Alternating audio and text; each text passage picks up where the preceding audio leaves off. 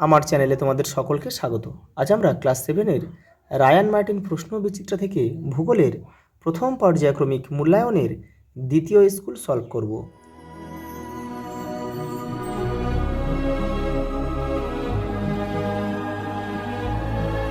প্রথম প্রশ্ন কি বলেছে দেখো, পৃথিবী সূর্যের সবচেয়ে কাছে আসে 3রা জানুয়ারি, মানে অনুসুর অবস্থানে। অধিবর্ষের বছরটি হলো, মানে লিপিয়ার বছর হচ্ছে, যেটা হচ্ছে দেখো 2024। এটা 4 দিয়ে ভাগ করলে কিন্তু মিলে যাবে। যে বছরগুলোকে 4 দিয়ে ভাগ করলে মিলে যায় সেগুলো কিন্তু লিপিয়ার বছর। পৃথিবীর আবর্তন গতি সবথেকে বেশি হয় কোথায়? নিরক্ষরেখায়। নিরক্ষরেখার উত্তরে বা দক্ষিণে অবস্থিত কোনো স্থানের কৌণিক দূরত্বকে বলে অক্ষাংশ। অপশন সি আমাদের সঠিক উত্তর। আন্তর্জাতিক তারিরেখা ধরা হয় 180 ডিগ্রিকে, দ্রাঘিমা রেখাকে আর কি। পরেরটা দেখো, হিমালয় ও কুইনলুন পর্বতের মাঝে রয়েছে তিব্বত মালভূমি, আর পন্টিং আর টরাসের মাঝে রয়েছে আনাতোলিয়া মালভূমি। দেখো, সিন্ধু পর্বতের উৎস হচ্ছে মানস সরোবরের সিনকা বাব নামক জলধারা, এই যে মানস সরোবর। তারপরে দেখো পরেরটা, কোন ঋতুতে দুপুর 12টায় ছায়ার দৈর্ঘ্য সবচেয়ে বড় হয়? শীত ঋতুতে। পরেরটা দেখো, পুরীর সমুদ্র সৈকতে বায়ুর চাপ কত? মানে সমুদ্রে বায়ুর চাপ হচ্ছে 10-13.25 মিলিবার। পরেরটা দেখো, এশিয়ার মহাদেশের কোন নদীকে স্বর্ণরেণুর নদী বলে? ইয়াংসিকিয়াং।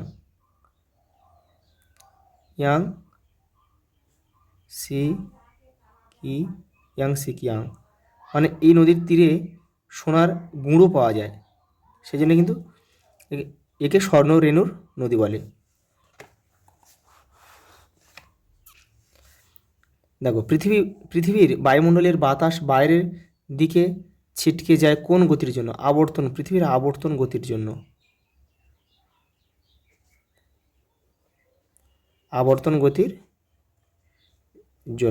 ওটা দেখো, মকর ক্রান্তি রেখার মান কত? এটা নিরক্ষরেখার দক্ষিণে, অর্থাৎ এটা 23.5 ডিগ্রি দক্ষিণ লিখতে হবে, কিন্তু দক্ষিণ না লিখলে কিন্তু কেটে দেবে। পরেরটা দেখো, পরেরটা বলেছে জিপিএস কি? দেখো তোমাদের বই 27 নম্বর পেজে রয়েছে। এই দেখো জিপিএস, এই যে এখান থেকে তোমরা লিখবে পুরোটা। পৃথিবীর যে কোনো জায়গার অক্ষাংশ ও দ্রাঘিমা জানবার একটি অত্যাধুনিক ব্যবস্থা হলো জিপিএস বা গ্লোবাল পজিশনিং সিস্টেম। পৃথিবীর কৃত্রিম উপগ্রহ থেকে এই ব্যবস্থা কার্যকারী হয়। বর্তমানে জাহাজে, বিমানে, আধুনিক গাড়ি বা দামি মোবাইল ফোনে জিপিএস থাকে। এই পর্যন্ত লিখবে পুরোটাই। পরেরটা দেখো, ওপেক কি? দেখো এটা তোমাদের বইয়ের 98 নম্বর পেজে রয়েছে। এই যে দেখো, বিশ্বের বাজারে খনিজ তেলের দাম কত হবে?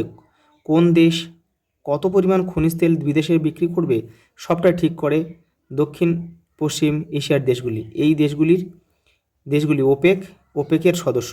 এই যে ওপেকের পুরো নাম হলো অর্গানাইজেশন পেট্রোলিয়াম এক্সপোর্টিং কান্ট্রিজ। পার্টটা দেখো, স্থানীয় সময় ও প্রমাণ সময়ের দুটি পার্থক্য লেখো। এই যে তোমাদের এখান থেকে করতে হবে, যে স্থানীয় সময় রয়েছে আর এই যে প্রমাণ সময় রয়েছে, এখান থেকে পড়ে কিন্তু তোমাদের পার্থক্যটা করতে হবে। পরের প্রশ্ন দেখো, অক্ষরেখা ও দ্রাঘিমা রেখার পার্থক্য লেখো। তোমাদের বইয়ের এটা বৈশিষ্ট্য আকারে দেওয়া আছে, আমি দেখো অন্য একটা বই থেকে দিচ্ছি, তোমরা এখান থেকে করে নেবে। এই যে এখানে 4টে রয়েছে, তোমরা এখানে 3টে বা 4টে করে নেবে। পরের প্রশ্ন দেখো, পর্বত আরোহণে যাওয়ার সময় অক্সিজেন সিলিন্ডার কেন নিয়ে যায়? দেখো 33 নম্বর পেজে রয়েছে তোমাদের বইয়ের। এখান থেকে তোমাদের এটা পুরোটা লিখতে হবে কিন্তু। এই যে উঁচু পার্বত্য অঞ্চলে অথবা বেশি উচ্চতায় বাতাসের পরিমাণ কম হয়, বাতাসে অক্সিজেনের পরিমাণও এতে কমে যায়, যে শ্বাস নিতে কষ্ট হয়। এই কারণে পর্বতারোহীরা কিন্তু সঙ্গে অক্সিজেন সিলিন্ডার নিয়ে যায়। পরেরটা দেখো, নিরক্ষরেখা বরাবর পূর্ব পশ্চিমে গেলে কী অভিজ্ঞতা হবে? পরেরটা দেখো, বিজ্ঞানীরা ডিসেম্বর মাসে আন্টার্কটিকা অভিযানে যান কেন? পরেরটা দেখো, বায়ুচাপ কাকে বলে? দেখে নাও তোমাদের বইয়ের 30 নম্বর পেজে উত্তরটা রয়েছে। এই যে এখান থেকে কিন্তু তোমাদের লিখতে হবে। এই যে গ্যাসীয় পদার্থের অণুগুলো আলগাভাবে ঘুরে বেড়ায়, পরস্পরের মধ্যে ধাক্কা লাগায়।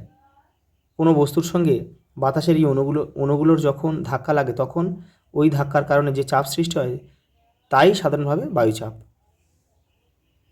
পরেরটা দেখো, পৃথিবীর বায়ুচাপ বলয়গুলি নামসহ অঙ্কন করে চিহ্নিত করো। তোমাদের টেক্সটে দেখো 34 নম্বর পেজে উত্তরটা রয়েছে। দেখো এটা আঁকতে হবে তোমাদেরকে, এটা এঁকে সুন্দর করে কিন্তু এই তীর চিহ্নগুলো দিতে হবে, কোন দিক থেকে কোন দিকে বায়ুগুলো প্রবাহিত হচ্ছে এবং এই মানগুলো কিন্তু দিতে হবে। পরের প্রশ্ন দেখো, বায়ুর চাপের তারতম্যের কারণগুলি লেখো। তোমাদের বইয়ে 33 নম্বর পেজে রয়েছে। এই যে বায়ুর উষ্ণতা, এগুলো কিন্তু তোমাদেরকে একটু লিখতে হবে। এখান থেকে পড়ে তোমরা ছোটো করে লিখবে, বায়ুর উচ্চতা, ভূমির উচ্চতা, জলীয় বাষ্পর পরিমাণ। এপারেও রয়েছে পৃথিবীর আবর্তন গতি, অল্প করে লিখবে। পরের প্রশ্ন দেখো, এশিয়া মহাদেশের জলবায়ু অঞ্চলগুলির নাম লেখো এবং মৌসুমী জলবায়ু অঞ্চলের বৈশিষ্ট্য আলোচনা করো। এই যে জলবায়ু অঞ্চলগুলির নাম হচ্ছে এখান থেকে তোমাদের লিখতে হবে। এখান থেকে এই যে নিরক্ষীয় জলবায়ু, এই মৌসুমী জলবায়ু, এপারে রয়েছে চীন দেশীয় জলবায়ু, এপারে রয়েছে ভূমধ্যসাগরীয় জলবায়ু, উষ্ণ মরু জলবায়ু, এপারেও রয়েছে কিন্তু তোমাদের শুধু নাম করা তোমাদের লিখতে হবে, সাইবেরিয়া জলবায়ু, তুন্দ্রা জলবায়ু। তারপরে মৌসুমী জলবায়ুর বৈশিষ্ট্য তোমাদের লিখতে হবে। এই যে মৌসুমী জলের বৈশিষ্ট্যটা তোমাদের রয়েছে এই যে 92 পেজে রয়েছে।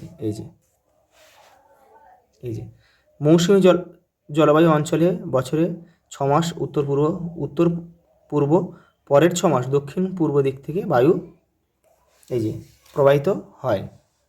গ্রীষ্মকালে তাপমাত্রা থাকে 20 থেকে 28 ডিগ্রি সেন্টিগ্রেড, আর শীতকালে থেকে 15 থেকে 20। গ্রীষ্মকালে বৃষ্টিপাতের পরিমাণ গড়ে 100 থেকে 200 সেন্টিগ্রেড। এই 3টে কিন্তু বৈশিষ্ট্য তোমাদের লিখতে হবে। দেখো লাস্ট প্রশ্ন দেখো, বলছি এশিয়া মহাদেশের দক্ষিণ দিকে প্রবাহিত নদীগুলির গতিপথ আলোচনা করো। তো 89 নম্বর পেজে তোমাদের উত্তরটা রয়েছে। দেখো দক্ষিণ দিকে প্রবাহিত, দক্ষিণ দিকে প্রবাহিত নদীগুলির গতিপথ, তার মানে কিন্তু দেখো প্রত্যেকটা নদীর গতিপথ আলোচনা করা কিন্তু সম্ভব না। সেই জন্য তোমরা কী করবে, উৎস আর মোহনা লিখবে। গঙ্গা নদীর উৎস গঙ্গোত্রী হিমবাহ, বঙ্গোসাগর, এভাবে করে এটা পুরোটা লিখতে হবে। কিন্তু ব্রহ্মপুত্র লিখতে হবে, তিব্বতের মানস সরোবর হচ্ছে মায়াংদুং হিমবাহ, বঙ্গোসাগর। সিন্ধু নদীর দেখো তিব্বতের মানস সরোবর, আর মোহনা হচ্ছে আরব সাগর। দেখো মেকং নদী, কুয়েলুন পর্বত, মোহনা দক্ষিণ চীন সাগর, এগুলো সবই লিখতে হবে। শুধু উৎস লিখবে। দেখো মেনাম শান মালভূমি, শ্যাম সাগর, ইরাবতী নদী, ইউনান মালভূমি, মার্তাওন উপসাগর। দেখো টাইগ্রিস ও ইউফ্রেটিস নদী, পারস্য উপসাগর। আচ্ছা এই পর্যন্ত, দেখা হবে পরের ভিডিওতে।